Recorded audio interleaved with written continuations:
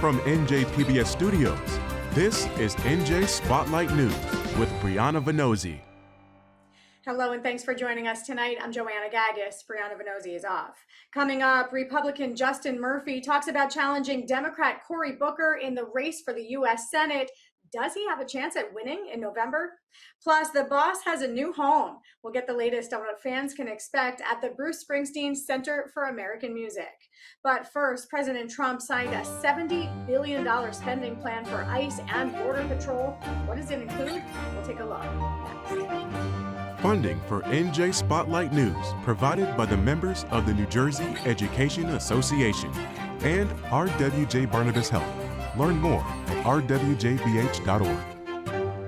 This week, a month-long funding battle came to an end when President Trump signed a $70 billion bill into law that'll fully fund ICE and Border Patrol through the end of his term. Now, Democrats have been pushing back on the administration's immigration enforcement policies and calling for reforms. Well, Republicans were ultimately able to override them by 2 votes. I spoke with our Washington, D.C. correspondent Ben Hulak about the razor-thin margins that got this bill through. Here's that conversation. Ben, great to see you. On Wednesday, President Trump signed a bill that was sent to his desk that funds ICE and Border Patrol through the end of his term. Just talk us through what was in that bill. This is $70 billion for both agencies, which are the sub-agencies within the Department of Homeland Security that have led President Trump's mass deportation campaign. This was a highlight he ran on in 2024 when he ran for the presidency. And this is essentially round 2 of massive pots of funding that will go out nationwide. First round, if viewers remember, was this large budget law that Republicans in Congress passed last summer. That folks may have come to know this as the Big Beautiful Bill, or as Democrats call it, the Big Ugly Bill. But that was the first round of funding. This is the second, and there are really no safeguards attached to it, which was a big letdown for Democrats on the Hill. Unless you've been following it as closely as you have, folks might be a little confused, right? Because we've seen this budget standoff for a long time. We were in a partial government shutdown. Can you just kind of simply break down for us the different stages of funding that happened along this way, where now I think it is fully funded and this is, I guess, a closed issue for now? Yes, so it's really complicated. DHS is sort of this octopus of an agency. It has so many sub-agencies, TSA, Coast Guard, FEMA, and those agencies don't have a ton to do with immigration enforcement. So when Republicans wrote this law that I mentioned, this big budget law, about $4 trillion, and passed it into law last summer, they included money for ICE and CBP to run through the rest of Trump's term. So they included money all the way out to 2029. And that was a deliberate choice so that these agencies could continue running no matter what happened. That is step 1. Step 2 is regular. DHS receives money from Congress every year in an annual appropriations process. And that is when the shutdown happened. There was sand thrown in the gears politically by both parties in both the Senate and the House to halt that regular funding process earlier this spring. That's when the shutdown happened. That was separate from the first pot of money I just mentioned. And as the shutdown happened, TSA workers were furloughed. The rest of DHS largely was sort of silent, and workers were sent home. Meanwhile, ICE and CBP agents were out working and funding and doing their jobs often and arresting people. And enforcing the borders because they had this earlier pot of money to operate. So effectively, they were impossible to shut down. So, Ben, this really came into focus when we saw heightened activity in Minneapolis that ended with the killing of 2 U.S. citizens. Democrats started getting very loud, calling for reforms. We heard some Republicans say that they would support reforms as well. As we've gone through this budgeting process and these kind of stages of budgeting, what reforms have been included? none of the big ticket items that Democrats wanted. They wanted judicial warrants that had to be signed by a judge. They wanted ICE and CBP officers to remove their masks, their face coverings when out policing on the street. They wanted sanctuary status for places like schools, hospitals, churches, places of worship. None of that came to pass. And in large part, this was the oldest political story in the book. They didn't have the numbers. Democrats did not have the numbers to muscle through any changes in the House or the Senate. And that's effectively the ballgame. They would also have to include changes that the president would sign into law. And this is likely his signature issue. This has been hardline immigration reform has been one of, maybe along with tariffs, the most salient issues Mr. Trump has run on for more than a decade now. So there's no way he was going to sign into law any serious changes to DHS oversight. It does look like there were some provisions included in April in the broader DHS funding that would include money for body cameras, some congressional oversight of detention centers, which we know was already included as law previous to this, and de-escalation training for officers and agents. We're going to get into the congressional oversight in just a minute, but you talked about this, the Democrats just simply not having the numbers. And at one point, it looked like this might not pass, right? It looked like it could be a tie. And of course, we don't have here in New Jersey Congressman Tom Kean Jr. on the floor voting. What can you tell us about how this ended in those final hours, and where in the world is our congressman? On that last point, I still don't know. I wish I could share with folks what I know. If I ever find out, when I find out, they will know within an hour after I've written that story. The way this played out on immigration reform and this large funding package, which I should really underscore, $70 billion is many years worth of funding for ICE and CBP typically. This is an enormous pot of money, and these agencies already had about $170 billion worth of funding through the bill from the law from last year. But anyway, on the House floor last night, sort of an interesting moment. The Senate had cleared this last Thursday in a marathon session where almost every Democratic amendment was voted down. And the House is still this really tenuous political place. Speaker Johnson has a thin majority. He can lose maybe 3-4 votes, maybe 2 votes, depending on the day and who's present. Anyway, for a few minutes, it was deadlocked at 213 to 213, and a tie vote fails. So basically, Johnson sent out his lieutenants, his whips, to go lean on people, Republicans who had not voted yes, and leaned on one guy, Tim Walberg of Michigan, which is sort of interesting. He's not a typical troublemaker for the party. He votes yes reliably. Pressured him. He flipped within a few minutes, and off to the races. The bill would soon be law. So 214 to 212 is how that ended. Quickly, there is no timeline as to when this money can be spent, right? There's no annual kind of marks to hit.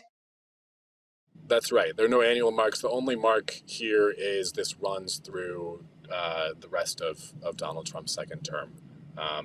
Republicans have been, this has been baked into their whole immigration enforcement strategy. They don't want a future Democratic majority Congress, perhaps the next Congress, to defund this money. Now, in theory, that could happen, but that would have to happen over Trump's veto.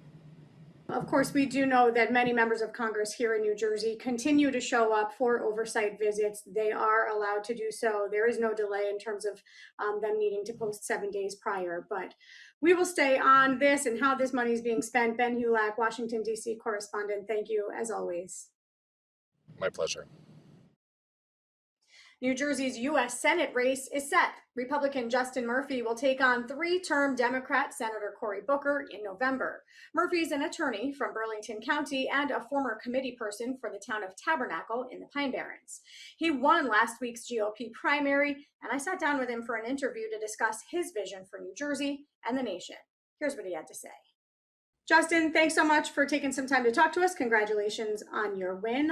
You did beat 3 primary challengers to become the Republican candidate. And I want to ask you why you believe you are the right person to represent New Jersey in the U.S. Senate. Thank you for having us. My campaign is very appreciative to be here to speak with you. We had a primary. It was a good primary, competitive primary, and all my opponents were worthy. They were good candidates. They each brought a lot of zeal and a special skill set. We were fortunate to get our message out across the state and be able to win the primary, the nomination. And we're out to do something that the Republican Party in New Jersey has not done since 1972, and that is elect a Republican to serve in the U.S. Senate. So what I'm holding out to people is that my campaign is about sending a new generation of Americans to serve in Washington. If we keep sending recycled political class politicians, I don't think our problems will be solved. We need a new generation of Americans serving in Washington so New Jersey can have a new day in its politics. And that cannot happen unless we send new people to Washington to represent us. As I mentioned, we haven't sent a Republican to the U.S. Senate since 1972. That's a long time. We're reaching out with people with a bright, optimistic, confident future that our American family can work together to build and believe in together. We're doing things. We're across the state. We're doing grassroots events, and we're just reaching out directly to the people. I want to dig into your platform a little bit and some of the issues that you would champion if you were sent to the U.S. Senate. First is that you'd like to change the tax code in America. Can you talk through what that change would look like? Yes, absolutely. I've been fortunate and blessed in this great country of ours to be self-employed and a small businessman all of my working adult life. And I can tell you firsthand that the small business community will have no better friend in Washington than Justin Murphy serving in the U.S. Senate. What I would like to do, first and foremost, is implement an entirely new system of taxation. We need, as Republicans, to reduce the tax burden on our families and businesses. That's our standard protocol. That's our Reaganomics. And it's successful and it works, and we should always do that. But we need to elevate the debate on taxes to an entirely new level and an exciting new level where we abolish the Internal Revenue Code. We've abolished the 70,000-page Internal Revenue Code, get it off the backs of our business community, and we abolish the IRS as we know it, and we have a simple flat tax.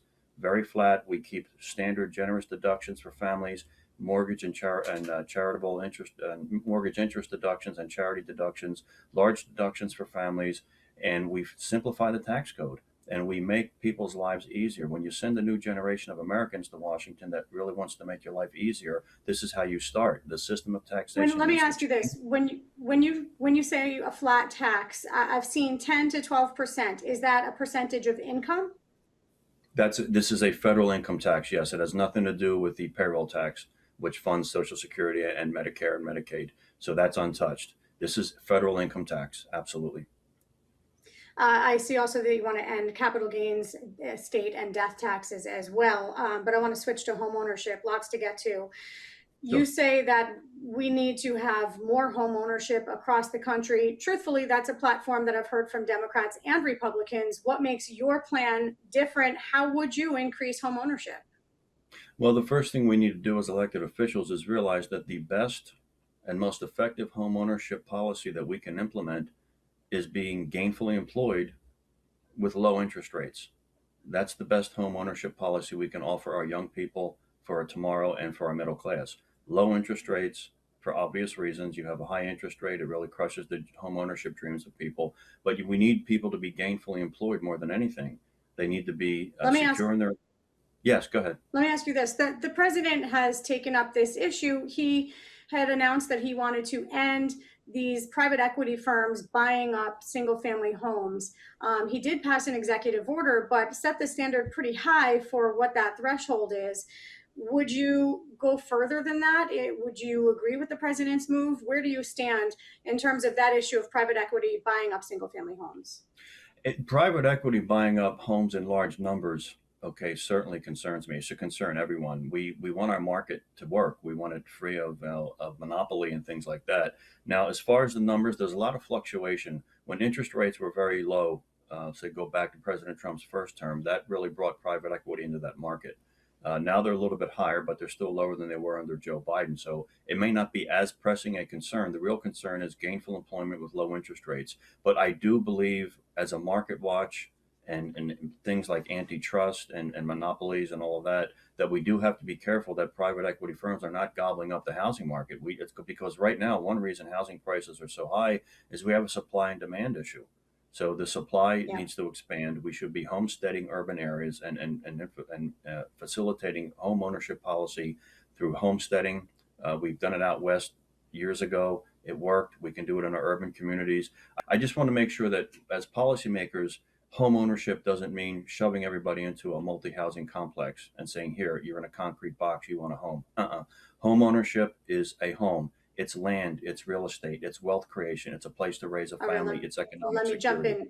Let me jump in here because there's a lot to get to. We've got, you have a strong position on ICE and what you call sanctuary cities and states. You say that you'd like to see federal funding stopped to any city or state that declares itself a sanctuary. Here in New Jersey, under Governor Sherrill, the state did pass the Immigrant Trust Act. Would you like to see funding stopped and halted to New Jersey because of that act? There has to be some penalty for sanctuary status. It's utterly insane to incentivize illegal immigration that way, and then to obstruct federal law enforcement efforts to enforce existing federal immigration law. There should be punishment on sanctuary cities and sanctuary states. It's a magnet for illegal aliens, for criminal illegal aliens. It obstructs federal government from enforcing federal law, and we have to say something about citizenship in this election, and I will. President Trump secured our border because the Republican Party is the party that values legal immigration, and we value citizenship. We also value safe streets and low crime rates.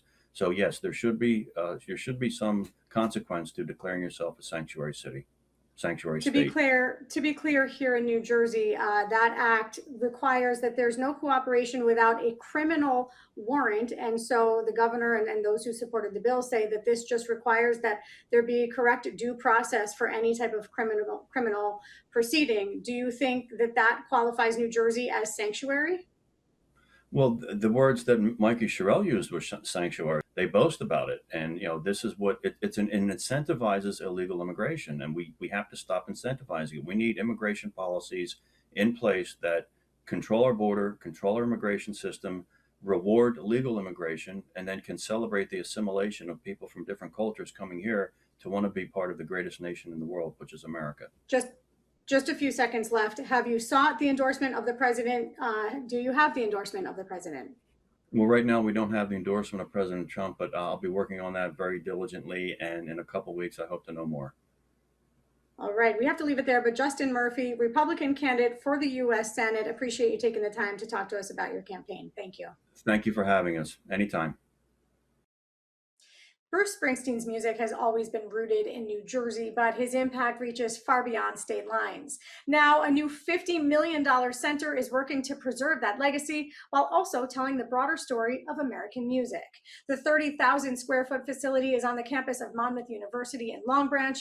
It's called the Bruce Springsteen Center for American Music, and we're joined now by its founding executive director, Bob Santelli. Bob, it is so great to have you with us. Thanks so much for taking some time. I want to just start with, I guess, the easiest question. What is the Bruce Springsteen Center for American Music? Well, we're really a hybrid of a museum and an archives as well as a performance theater. So we try to make certain that we accomplish all three dimensions in the actual fan experience. So when you come here, you're going to learn the story of Bruce Springsteen, but learn that story through the sounds and sights of American music. Talk to us about some of the sounds, some of the sights that we'll see, that folks will see when they walk in. You know, the Bruce Springsteen Center for American Music is really divided into two places. First floor is all about American music. We have a permanent gallery that tells the story of American music and all its diversity and exuberance and history. There's also a temporary exhibit gallery, and that temporary exhibit gallery today will open with an exhibit called Chimes of Freedom, Patriotism, Protest, and the Power of Song. And that exhibit will essentially explain how music has acted as an agent for political, social change in this country, like it's starting to happen today again with Bruce's Streets of Minneapolis. But if you go up on the second floor, that's all about Bruce Springsteen's legacy. It's a legacy, of course, that is steeped in American music, from gospel, blues, jazz, soul, punk, etc. All of that in one floor, but with a series of opportunities to explore the creative process. So it's not just the history of Bruce Springsteen, it's the story behind the making of Bruce Springsteen and the great music that he made. So many different points I want to follow up on, but let's just stay with the last one, because you've had a prolific career yourself, but you started as a music journalist. You were there covering the rise of Bruce Springsteen. You were there as he became Bruce Springsteen, starting at the Stone Pony and covering him beyond that. How do you explain that kind of meteoric rise through the work that people will see there? You know, every journalist, and at the time I was just that, a journalist, you know, you hope for the chance to be at a place where history is being made. And, you know, I was fortunate enough, writing for the Asbury Park Press, was music critic for the Asbury Park Press, and living right on the Jersey Shore. I was a musician myself, and you got to see, if you paid attention, this incredible thing that I've not seen since, which is the rise of someone who's not just a rock star, someone who's not just an important musician, but someone who had a story to tell. And of course, all of Bruce's music relates to stories. They're stories about the common man, the working man, about love lost, love gained, and to see that happen is really a great opportunity and an honor. The goal here for me, both personally and professionally, was to make sure that narrative, that grand narrative that Bruce Springsteen tells about himself and about America in general, is not only preserved but celebrated. There's so much music that touches on the politics of the day, as you're explaining right now. Bruce Springsteen's done it throughout his career. So many others have as well. And when I try to think about what is American music, it touches so many genres. There's so many influences. Talk us through some of those voices and some of those greatest impacts, you know, folks who've had the greatest impact on American music. You know, the thing about American music is that it's really not American anymore. It's the world's, right? You can go to Chile and hear blues. You can go to Iceland and hear soul. You can go to Russia and hear hip hop. It is predominant throughout the world. And the reason why it is because that this American music is our most important cultural resource. It's the national identity, I think, that speaks to the loudest and the clearest to most Americans, and even those who aren't Americans, but who look to America for its creative ideals. I think when we talk about why American music, it's really because it's diverse. It takes from all different walks of life. If you go all the way back in time, as we do in our exhibits, you'll find that there was this incredible creative I don't know if you would call it action or what, but the idea was black and white. You had music from Africa, you had music from Europe, and it comes together in America in sometimes a very turbulent way. And what happens is, well, soul, blues, gospel, folk, jazz, rock, funk, hip hop, and I could go on. The 20th century is just America's music century. And so this has been something that's unique to our country. No country, I don't think, has ever had the musical impact on the world that we have had. And so our hope here is that we just tell a little bit of that story, get you a little bit jazz, so to speak, to go out and find more information, to listen to more music, to understand how this great American music form reflects the American experience. Yeah, it's hard to talk about all of that without talking about your role in preserving some of this history. You helped to create the Rock and Roll Hall of Fame and Museum. You were also the founding director, executive director of the Grammy Museum. Do you see yourself as a visionary and maybe as someone now who was, forgive the pun, born to run this Bruce Springsteen Center? You know, we made a film here. It's called The Ties That Bind, Bruce Springsteen's American Music Journey. And in that film, Bruce encourages everyone who's watching it to become a musical messenger. And I take that literally. You know, it's an opportunity to send a message, to send a story to younger generations, yes, but also for people who might not be well aware of just how important and how great our music is.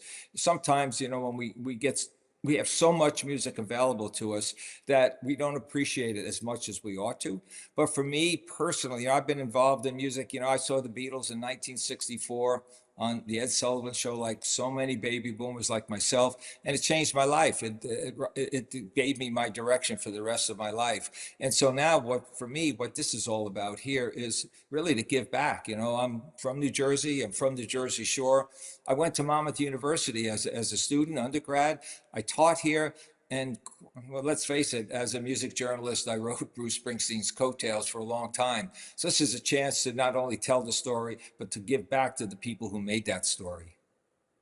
Well, you're giving back in a big way. This is going to be, I know, just a huge and iconic place where so many folks are going to come to visit, feel a little bit of piece of that history, that New Jersey history, and of course, Bruce Springsteen. Bob Santelli, Executive Director of the Bruce Springsteen Center for American Music. Thank you so much.